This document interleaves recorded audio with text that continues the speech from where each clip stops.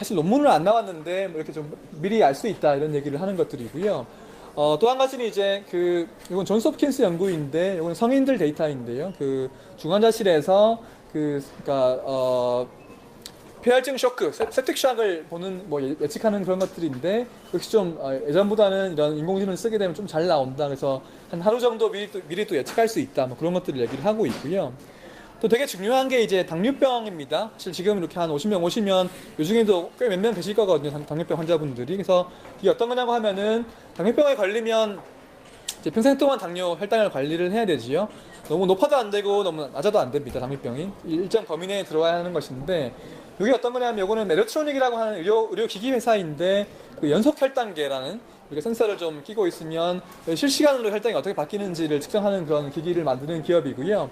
그 메르트로닉이랑 그 IBM이 같이 협업을 해가지고 만든 게 뭐냐면 최근에 이제 미국에서 출시된 앱인데 제가 책 쓸 때까지는 출시가 안 됐는데 책 나오고 난 다음에 출시가 됐습니다. 그래서 이게 슈거.IQ라고 하는 그 앱인데 어떤 거냐고 하면은 실시간으로 이런 혈당을 모니터링 하고 있다가 인공지능이 뭐 혈당 데이터, 뭐 어떤 음식 먹는 거, 인슐린 맞는 거, 뭐 운동하는 거 등등 해가지고서 생활 패턴을 분석해서 예를 들면 이 혈당이 어떤 뭐 이런 뭘 먹으면 몇 시간 뒤에 어떻게 변할지 예측한다든지, 뭐 저혈당 쇼크가 올지 예측한다든지, 혹은 뭐 특정 이제 그러니까 인슐린을 어떻게 맞는 게 좋다 이런 것들을 이제 보여드리는 그런 쪽인데, 이런 것들은 보시면 지금 임상 결과들이 잘 나오고 있어가지고, 그러니까 파일럿이긴 하지만 잘 나오고 있고, 요건 책에 있는 결과이고요. 그래서 뭐 이런 요걸 쓰게 되면 그 정상 범위 내에 혈당이 더 많이 유지가 된다 그런 내용들이고, 사실 제가 이제 책을 여기 보시면 이런 거 요거는 이제 뭐 인슐린 맞는 패턴이라고 보시면 되고, 뭐 밥 먹는 패턴인데 원래는 이제 이런 정상 범위 밥 먹고 나면 혈당이 올라가가지고 안 떨어져가지고 되게 문제였는데 인공지능의 어드바이스를 적용시키고 나면 정상 범위로 들어온다 이런 것들을 이제 보여주는 것들인데요. 이게 이제 작년 6월달에 나왔던 결과이고 제가 책을 6월 초였나 5월 말인 하여튼 올해 이 학회에서 보시면 또 새로운 결과가 나와가지고 좀 더 프로미싱한 결과가 나왔는데 책엔 안 들어가 있지만 그래서 그런 것들이고요. 그래서 이게 이제 이번에 출시된 앱을 제가 캡처한 것인데 어떤 거냐면 예를 들면 요일별로 네가 이제 인공지능이 분석을 해보니까 토요일 저녁에 네가 좀 혈당 관리 안 되더라. 좀 뭘 좀 잘 좀 봐라 이런 얘기들이고 아니면 음식별로 음식별로 봤을 때 네가 어떤 걸 먹으면 뭐 올라가고 어떤 거는 뭐 문제 없는 것 같다 이런 얘기를 해준다든지 그것도 뭐 요일별로 날짜별로 보여드리는 뭐 그런 것이어서 이런 걸 보시고서 우리가 당뇨병 환자분들이 혈당 관리를 할 수 있다 그런 얘기들이고요. 그리고 이런 부정맥이나 아니면 심정지 같은 걸 예측하는 것들도 결국에 우리가 이런 심전도라고 하는 우리 뭐 의학 드라마 보시면 많이 나오는 이런 심장의 정기적인 활성 같은 걸 보는 건데 이런 걸 보시고서 이런 걸 분석해서 이제 부정맥이나 아니면 심장마비, 뭐 심정지 오는 그런 것들을 우리가 예측하는 게 또 다른 되게 중요한 문제가 되겠습니다. 그래서 이게 이제 사실 작년에 이제 제가 같이 일을 하고 있는 뷰노라고 하는 회사에서 메디플렉스 세종병원이랑 같이 개발한 연구였는데 논문 나오기 전에 미리 기사가 나버려가지고 되게 저게 가능하냐 이렇게 얘기가 많았는데요. 이것도 이제 논문이 제가 책을 낸 다음에 또 나와가지고 아직 일서에는 제가 반영이 안 되어 있는데 내용은 제가 미리 받아가지고 책에 넣었는데 어떤 거냐고 하면은 이게 이제 중환자실에서 심정지 환자가 발생할 때 그걸 미리 알람을 미리 주는 겁니다. 그게 이제 지금 예를 들면 이게 어떤 거냐고 하면은 이것도 정확도인데요. 기존의 방법에 비해 가지고 되게 정확해졌다. 뭐 그런 내용을 보여드리고 있는 것이고 특히 이제 의미가 있는 게 뭐냐면 병원에서 거짓 경보, false 알람을 주는 게 굉장히 중요합니다. 그래서 이게 이제 예를 들면 이건 뭐냐고 하면은 시간당 X축의 시간당 환자 한 명당 울리는 알람의 횟수를 이제 보여드리는 것인데 실제 대학병원에 이제 신속 대응팀이라고 있어요. 래피드 같은 리스폰스 팀이 있는데 그 팀들이 경고가 울리면 빨리 달려가서 대처할 수 있는 하파가 어느 정도냐면 이 정도입니다. A, B 정도인데 과거에 이런 지금 현재 쓰고 있는 경보 시스템은 이 정도여가지고 굉장히 폴스 알람이 많다는 것이고요. 이런 카파 정도에서 뷰노의 인공지능은 되게 이런 좀 정확도가 훨씬 그러니까 민감도가 더 높기 때문에 폴스 알람을 많이 줄였다는 것이 되게 의미가 있는 부분이 되겠습니다. 그리고 이제 24시간 미리 본다는 것이 이런 내용인데 심정지 발병한 시점에서 한 하루 전 정도에 보통 환자들과 심정지 발생하는 환자들의 이런 데이터의 갭이 벌어지지요. 그래서 이런 것만 보더라도 우리가 미리 좀 파악할 수 있는 것 같다. 그런 얘기들이 이런 지금 연속적인 데이터를 가지고서 딥러닝이 예방 예측 의료를 구현을 하게 되는 이 대표적인 사례가 되겠습니다. 제가 이게 2부에서는 보시면 이렇게 세 가지 인공지능에 대해 가지고 제가 정리를 해드렸던 게 그 내용이고요. 그래서 사실 더 많은 내용이 있지만 제가 그냥 짧게 보여드리는 그런 내용이었고, 3부는 사실 이런 인공지능 때문에 우리가 아주 다양한 이슈들이 발생을 하게 되는데, 그 이슈를 저희가 이제 커버를 좀 다양하게 했던 것이 3부의 내용인데요.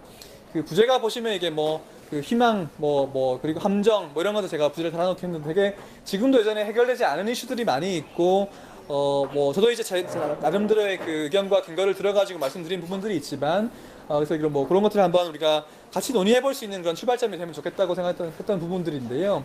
보통 이런 이슈들을 제가 다뤘습니다. 예를 들면 가장 이제 많은 논란이 되고 있는 부분들이 인공지능이 의사를 대체할 수 있는가, 그게 한 챕터 전체의 사실 내용인데요. 그런 내용들이고, 아니면 이제 인간 의사의 인공지능 때문에 사라지는 역할, 유지가 계속 되는 역할, 그리고 새롭게 생겨날 역할, 세 가지를 구분할 수 있을 텐데, 이런 것들이 어떻게 있는가, 그런 것들이고요. 그 다음에 특히 의료 사고가 났을 때, 그러니까 인공지능을 활용해가지고 의료 행위를 하다가 사고가 났을 때에 그 책임은 누가 지는가, 그런 문제들. 여전히 아직 결론은 나오지 않은 문제입니다만은, 혹은 탈숙련화 문제, 이게 의학적 효용을 증명하거나 인허가하는 문제, 혹은 블랙박스 문제 같은 것들이 이제 많이 얘기를 하고 있는 건데요. 블랙박스는 뭐냐고 하면은 딥러닝이 기본적으로는 블랙박스입니다. 이게 어떤 내용이냐면, 잘 하는데 왜 잘 하는지는 모르는 경우들이 있지요. 그래서 우리 알파고를 떠올려 보시면, 알파고가 이상한 막 수를 두는데 그놈이 거기에 왜 이 수가 어떤 의미를 가지는지는 굉장히 이해하기가 힘듭니다. 그래서 그게 바둑 두는 거에는 크게 문제가 없을 수도 있겠지만, 의료 행위를 하거나 의학적인 판단을 내릴 때 그런 식으로 한다면은 문제가 있을 수도 있거든요. 그래서 그런 것들을 우리가 어떻게 해결할 것인지, 그런 내용들을 이제 얘기를 하게 되는데요. 제가 시간이 다 됐는데 조금 더 얘기를 하게 되면, 하여튼 대체하는가, 이런 게 되게 많이 제가 다룬 얘기입니다만은, 제가 yes or no로 답해보라고 하는 보통 이렇게 하게 되면, 대체할 수 있냐 없냐, yes or no면 저는 yes라고 생각합니다.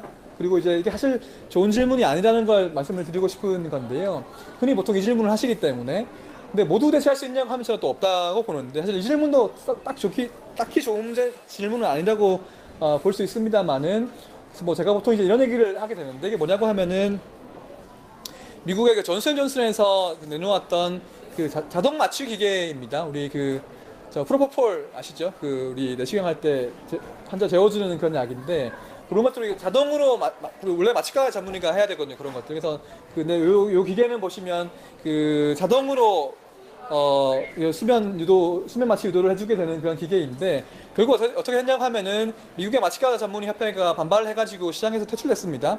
되게 흔히 아까 제가 말씀드렸던 이런 확산을 방지하는, 아니면 이런 행동 패턴을 보여드린다고 볼 수 있는데, 결국 이런 옵션들이 불가능하다는 걸 일단 전제로 하고 말씀을 드리는 것, 제가 말씀을 드렸었고, 결국 우리가 이런 세 가지 역할로 구분해 볼 수 있을 텐데, 그것도 제가 세 가지별로 나눠가지고 설명을 드렸습니다만은, 특히 우리가 이런 사실 역할에 관심을 기울이기보다는, 오늘 의과대학생 오셨습니다만은, 유지가 될 역할과 앞으로 새롭게 생겨날 역할을 더 집중하는 것이 우리가 더 중요한 문제라고 보여지고요.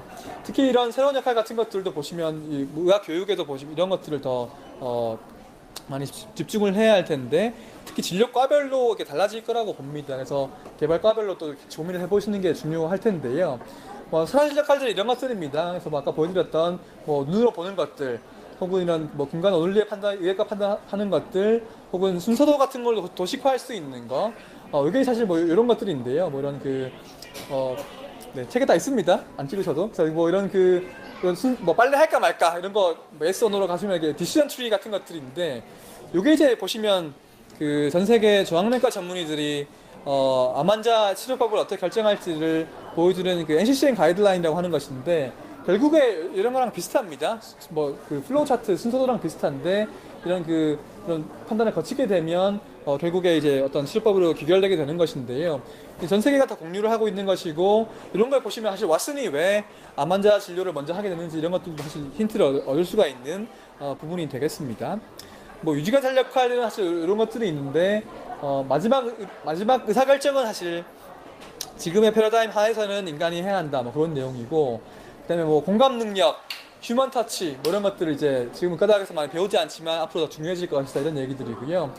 뭐 그 기초 연구하는 것들, 이제 지금은 이제 인공지능 자체가 새로운 데이터를 완전히 새로운 데이터를 만들어내지 못하기 때문에 또 인공지능을 또 뭐 발전시키고 가르치고 그리고 또 미지의 의료 영역을 개척하는 것이 결국에 인간의 역할로 남을 것이다 이런 얘기를 하는 것인데요. 사실 이런 것들 보시면 제가 또 다른 한 챕터로 제가 설명을 많이 드린 부분인데, 공감 능력 뭐 이런 것들입니다. 그래서 이게 이제 사실 지금 보면 우리가 그 의사들의 뭐 의사도 계시고 아닌 분도 계시지만 환자의 입장에서 병원에 가보게 되면 의사들이 딱히 우리한테 별로 공감을 한다는 느낌을 별로 못 받지요. 그래서 실제 보시면 이게 그 아주 복합적인 문제라고 볼 수 있는데, 하여튼 뭐 지금 우리에서는 그걸 많이 강조하지 않고 있다는 얘기를 드리는 것입니다만 중요하다 뭐 그런 건데요. 이게 논문이 뭐냐면, 특히 저항내과에서 그 평생 동안 한 명의 저항내과 전문의가 이 배드 뉴스, 그러니까 암입니다라고 하는 진단 결과를 2만 번 전달한다는 거거든요. 근데 우리가 어떻게 전달할지에 따라 가지고 실제 암 환자가 내가 질병에 어떻게 이런 어떤 태도로 치료에 임할지 사실 예후까지도 바뀐다는 연구 결과들이 있는데, 이게 어떻게 전달할지를 지금은 조금 달라지고 있지만 하여튼 많은 경우에는 배우지 않지요. 그리고 이런 연구는 뭐냐고 하면은 실제 우리가 그 공감 능력이 뛰어난 의사한테 진료를 받게 되면 이게 당뇨병 환자들인데요. 만성 질환의 경우에 예후가 더 좋아진다는 아주 대규모 임상시험 연구 결과를 보여드리고 있는 것이고요. 그래서 이거는 보시면 이게 당화혈색소 관리 같은 걸 이제 보여드리고 있는 거고, 아니면 합병증동 이런 이게 공감 능력 높은 분, 중간인 분, 낮은 분한테 치료받은 환자인데 더 공감 능력이 좋은 분한테 치료받은 분들이 합병증도 덜 나타난다, 그런 것들을 보여드리고 있는 겁니다. 그래서 사실 이런 것들 제가 의과대학이나 이제 뭐 대학병원 가가지고도 얘기를 많이 해드리는데, 이게 어떻게 보십니까? 높은가요, 낮은가요? 이것도 사실 좋은 질문은 아닌 것 같은데요. 이게 진료실 내에서의 공감 능력은 사실은 딱히 높은 것 같지는 않아요. 많이 동의를 하실 텐데요. 그래서 사실 이것도 보시면 제가 사실 시간이 있으면 손들어보라고 하는데, 의과대학 가서 대학병원 교수님들 앞에 놓고 제가 손들어보라고 하는 거랑 일반인들, 그러니까 환자분들 손들어보라고 하는 거 보시면 차이가 좀 납니다. 사실 그게 보면. 하여튼 그러한데요. 보시면 이제 실제 연구 결과로 보게 되면 이게 어떤 거냐고 하면은, 미국의 이제 종양내과 전문의의 진료실에서 환자 진료하는 걸 녹음을 해서 공감 능력을 발휘할 수 있는 기회를 모두 카운팅을 하고, 그중에 실제 의사가 공감 능력을 발휘했던 횟수를 카운팅을 하게 되면 10번 중에 몇 번 공감 능력을 발휘했냐 하는 게 논문 결과인데요. 몇 번 발휘했을까요? 이게 이제 보통 환자분들이 답을 맞추시거든요. 이게 이 논문은 보시면 10번 중에 한 번 했다는 거고요. 이 논문은 이게 제일 쉬운 논문인데 되게 좋은 논문인데 10번 중에 2번 했다는 것입니다. 사실 우리가 한국에서도 크게 다르지 않은 문제일 것 같은데, 저는 이게 왜 진료실에서 왜 다를까라고 하는 거에 대한 3가지 가설을 제가 얘기를 했습니다만은, 이렇게 3가지 있습니다.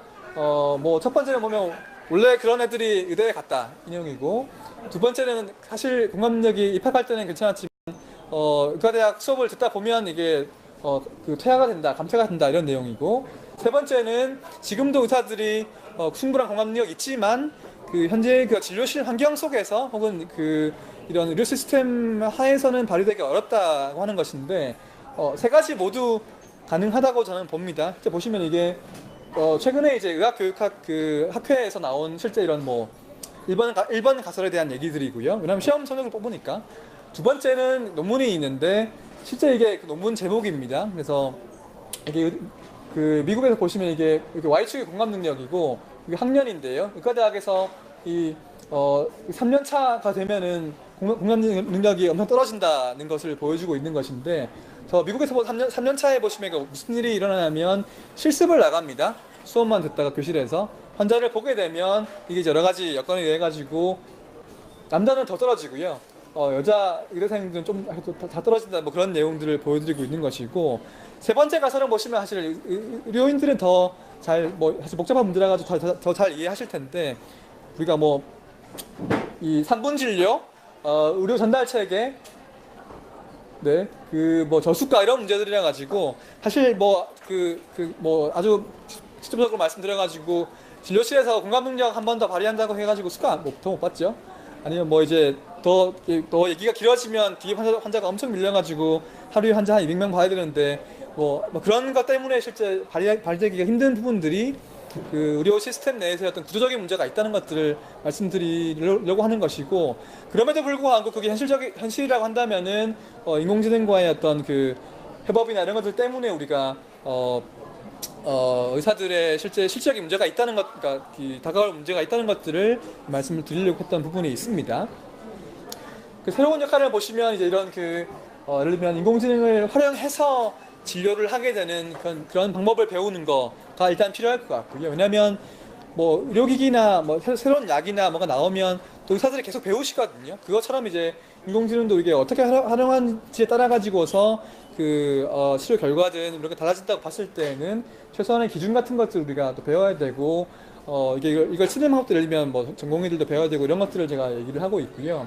아니면 뭐 이런 인공지능의 개발, 일부 의사시겠지만 개발 참여를 하실 수 있을 것 같고, 또 이게 우리가 인공지능을 도입해서 판독의 효율성이 되게 높아지게 된다면은 뭔가 시간이든 여력이든 리소스 남게 될 텐데, 그걸 어떻게 활용할지를 또 뭔가 익히셔야 한다는 것들이 되겠지요. 사실 보시면 그게 되게 중요한 문제인 것이, 지금 예를 들면 한 100명이서 판독해야 되는 데이터들을 나중에 10명이서 판독하시게 되시면 나머지 90명의 뭔가 새로운 또 가치나 해야 할 역할들 찾지 못하시면 결국엔 사실 이게 그 일자리가 줄어들게 되는 결과로 크게 다를 게 없기 때문에, 그게 지금 우리가 되게 의사들의 입장에 되게 중요한 문제라고 볼 수 있고, 그에 맞게 이제 의학 교육도 바뀌어야 한다는 것을 말씀드리고 있는데요. 제가 이제 아까 제가 책에 있는 내용이 제가 안 읽어봤습니다만은, 학교에서 투표했을 때, 그 중에 또 다른 문제가 뭐였냐고 하냐면은, 그러니까 영상학과 전문의들이 후배 의과 대학생들한테 너네 영상학과 전공을 인공지능 때문에 더 추천한다, 변함없다, 덜 추천한다. 세 가지 중에 하나 골랐어야 됐거든요. 그래서 저희가 패널들이 저 포함해 3명이었는데, 한 명은 이제 서울아산병원의 서준범 교수님이시고, 또 한 분은 서울대학병원 교수님이셨는데, 서울대학병원 교수님은 더 추천한다 이고, 서울 아산병원 교수님은 변함없다 이고, 저는 덜 추천한다 했었거든요. 그래서 그게 이제 다들 근거가 있고 나름대로 이제 합리적인 얘기라고 보는데, 제가 이제 추천하지 않는 것은 아니지만 덜 추천하는 거의 이유는 뭐냐면, 이런 역할에 대해 가지고 지금 체계적으로 알려주고 있지 못하고 트레이닝에 이런 것들을 반영하고 있지 못하기 때문입니다. 그래서 제가 이런 얘기를 하면 제가 실제 학교에서 얘기를 하게 되면 어떤 전공의 쌤들이나 손들고 얘기하시는 게, 우리가 그러니까 영상학과에서 새로운 역할을 만들어낼 수 있고 더 좋은 것들을 많이 할 수 있다고 얘기를 하시지만, 제가 다시 여쭤볼 때 그거를 체계적으로 학과나 커리큘럼에서 알려주시는지, 혹은 개인적인 역량에 따라 가지고 하시는 건지 물어보면 결국에 체계적으로 하는 게 아니거든요. 아직까지는. 그렇기 때문에 지금 만약에 제 동생도 있고 와 있는데, 제 동생이나 사촌 같은 친구들이 이제 이런 영상학과 갈지 말지 결정을 고민하고 있으면, 가지 말라고는 안 하겠지만 이런 내용들은 좀 숙지를 하고 가는 게 좋겠다고 얘기를 하고 있는 부분이 있습니다. 잠깐 이제 요것만 하고 제가 마치도록 할 텐데요. 시간이 오버가 돼가지고, 사실 이게 보면 제가 책에서는 충분히 강조하지 않은 내용인데, 그러니까 이런 내용들은 들어 있습니다. 예를 들면, 그러니까 최소한 현재의 이 패러다임 하에서는 최종적인 의사결정권자로 의사가 남아있을 것이다라고 하는 것인데, 이게 다음 패러다임은 어떻게 될 것인가 하는 문제입니다. 그래서 생각해보니까 책에 있군요. 하여튼 그 내용인데요. 그래서 이 두 가지 전제가 있어야지만 계속 남아있을 수가 있는데, 한 가지는 뭐냐면 인공지능이 의사보다 모든 방면에서 유의미하게 뛰어나야지만 계속 최종적으로 의사결정을 할 수 있을 것이고, 그리고 또 인공지능을 활용한다는 것이 의사의 역량 자체에는 영향을 미치지 않아야지만 계속 이게 가능할 텐데요. 이 두 가지를 말씀드리고 마칠 텐데요. 이거는 어떤 거냐고 하면은, 제가 이제 아름다운 얘기를 많이 했습니다. 이게 이제 사실 politically correct한 얘기거든요. 그래서 어떤 거냐면, 비노의 인공지능인데, 이게 혼자 하면 인공지능 낫지만 더 쓰면 좋아진다. 그러니까 쓰면 더 안 쓸 때보다 더 시너지가 있어가지고 혼자 인공지능 혼자 혹은 사람 혼자 할 때보다 좋아진다 이런 얘기들. 뭐 시간 판독도 더 잘할 수 있다 이런 얘기들. 아니면 그 하버드 인공지능에서 역시 둘이 힘을 합치면 더 좋아진다 이런 얘기들. 아니면 이제 뭐 서로 다른 방식으로 잘해가지고 시너지가 있을 수 있다 이런 얘기들. 혹은 요건 제가 이제 아까 말씀 못 드리고 책에는 있는 내용인데 구글이 올해 그 AACR이라고 하는 아주 큰 정형학회에서 나가가지고 키노트를 했는데 그 어떤 내용이냐면 역시 병리과 얘기이고요. 뭐 시간적인 측면에서도 쓰지 않았을 때보다 인공지능을 썼을 때에 시간을 더 아낄 수 있고 정확도도 더 좋아진다 이런 시너지가 있을 수 있다 이런 얘기들 입니다만은 이게 이제 지금의 패러다임의 얘기라고 볼 수 있는 거죠. 이게 흔히 우리가 얘기할 때 보면 이 자율주행차의 비율을 우리가 많이 들게 되는데 이 자율주행차가 레벨 5까지 있습니다. 보시면 이게 레벨이 올라갈수록 이게 이제 여긴 100% 수동이고요. 그리고 크루즈 차선 유지하는 거 들어가는 거고 갈수록 그 인간 운전자의 그 역할은 줄어듭니다. 지금 우리가 한 레벨 3, 4 정도 가고 있는데 여기까지가 이제 예를 들면 그 지금의 패러다임이라고 볼 수 있습니다. 어떤 거냐면 차 안에 무조건 핸들이 있어야 됩니다. 그리고 사람이 운전석에 앉아 있어야 됩니다. 그리고 이제 뭐 자도되긴 하지만 일단 그 뭔가의 역할을 있는 거죠. 그래서 우리가 보면 레벨 4까지는 이제 아마도 운전자가 운전을 해야 한다는 게 근거로 전제로 깔려 있고 자동차는 책임이 덜 있다. 뭐 이런 정도인데 레벨 5로 간다면은 아예 이제 운전석이 없어지고 페달도 없어지기 때문에 혹은 오히려 이제 그런 그 사람이 운전을 하는 게 불법이 된다 이런 얘기를 하고 있는데 그러니까 패러다임 전환이 있게 되면 불법이던 게 합법이 되고 합법인 게 불법이 되고 윤리적인 게 비윤리적이 되고 이렇게 바뀐다는 것인데요. 지금은 우리가 자율주행차가 이런 정도에 있고 지금 우리가 인공지능이 이런 정도에 있다면은 사실 그 최종 판독을 그러니까 인간이 하지 않고 인공지능이 하는 것도 지난 4월 달에 하나가 나왔습니다. 제가 오늘 말씀 안 드렸지만 책에는 있는데 그 안전 판독하는 미국의 인공지능인데요. 그러니까 이렇게 지금 넘어가고 있다고 볼 수 있다는 얘기인데요. 그래서 결국에 계속 앞으로 갈 텐데 여기로 넘어가게 되면 우리가 어떻게 하느냐를 하는 얘기를 이제 패러다임 전환이라고 말씀을 드리는 것이고 레벨 5의 자율주행차면 사람이 운전하는 게 불법이 될 텐데 의료인공지능 어떨까 하는 얘기를 이게 그 내용입니다. 그래서 요거는 의사의 판독이 필요 없거든요.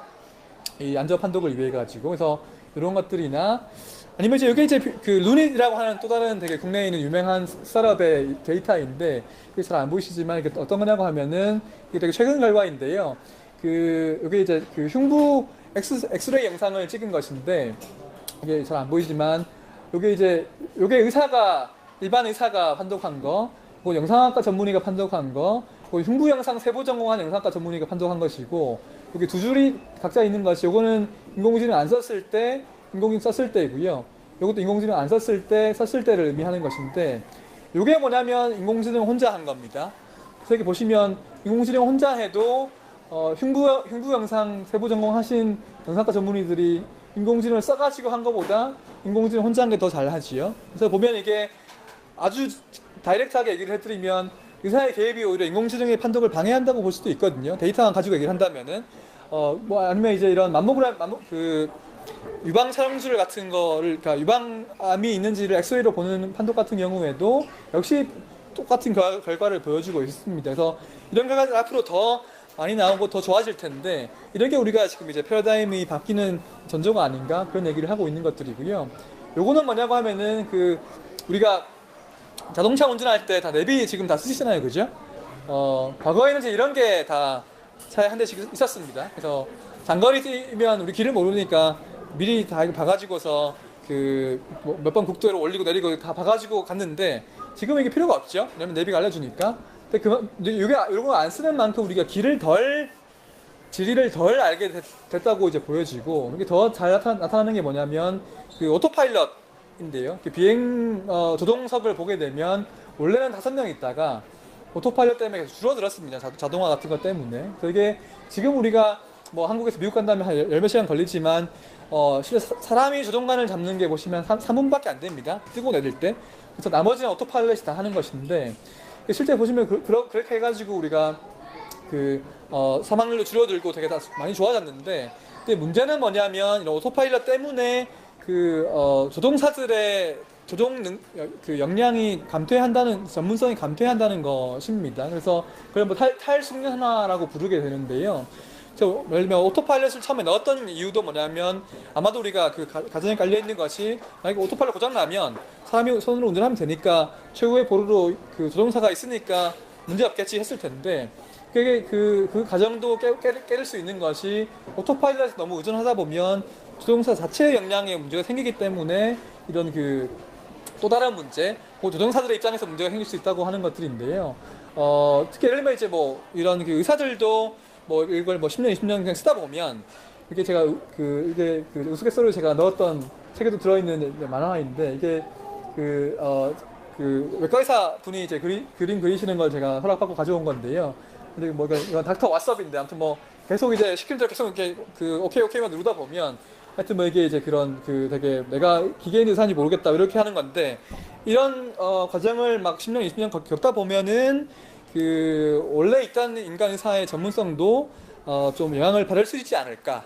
그 자체의 영향을 받는다고 한다면은 우리가 기본적으로 가지고 있는 예를 들면 언제까지고 인간이 의학적인 의사결정의 최종적인 의사결정권자로 남아있을 수 있는가에 대해 가지고 의문이 있을 수 있는 그런 부분이 되겠습니다. 그래서 제가 시간을 좀 많이 썼는데요. 제가 이제 오늘 책을 순서대로 제가 좀 말씀을 드렸었고 1, 2, 3부 1부는 좀 인트로이고 2부는 최근 연구 결과들 리뷰해드리고 세 가지 유형에 대해서 그리고 3부는 거기 2부에 의해 가지고 파생되는 여러 가지 이슈들을 제가 좀 정리를 해드리려고 했습니다. 그래서 제가 이제 좀 말이 빨랄 수 있을 것 같고 되게 여러 가지 이슈를 한 번에 말씀드렸는데요. 좀 이런 전반적인 랜드스케이프를 좀 리뷰해 볼 수 있는 기회가 됐으면 좋을 것 같고 기회가 되시면 또 한번 책을 읽어보시면 네, 좋을 것 같습니다. 네, 일단 강의는 여기로 마치겠습니다. 감사합니다. 간단하게 질의응답. 네, 질의응답 시간을 잠깐 갖겠습니다. 질문 있으시면 네, 해주시죠. 네, 먼저 하시죠. 네.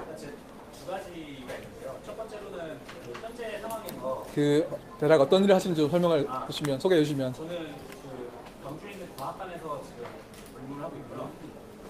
말씀해 주신 건 잘 들었는데 이제 현재 상황에서 제가 받은 느낌은 인공지능을 현재 진료 부분에서만 지금 사용하고 있는데 거기서 좀 더 나아가서 치료나 다른 부분에서는 현재 연구가 되는 게 올리고지가 있고요. 오늘 다 말씀 못 드렸고요.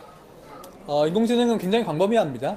그래서 뭐 진료든 뭐 신약 개발이든 혹은 이제 제가 책에 보시면 자동 수술 로봇 같은 거 들어 있는데 그게 수술이든 굉장히 광범위한 부분에서 발전이 이루어지고 있는데 가장 지금 이제 좀 더 환자한테 가깝게 와 있는 것들이 보시면 오늘 말씀드린 내용이라고 이해하시면 될 것 같습니다. 네. 한 가지 더 여쭤볼게요. 조금 맥락상 연관이 있는 질문인데 말씀하셨듯이 신약 개발이나 이런 데도 활용되고 있다고 말씀하셨는데 어쨌든 의학 부분에서 제가 알기로는 임상시험을 통해서 결과가 나와야 되고 가장 돈과 수고가 들어가는 부분이 그런 임상시험을 통하는 부분이라고 알고 있는데 어쨌든 뭐 제가 전문가는 아니기 때문에 확실하진 않습니다.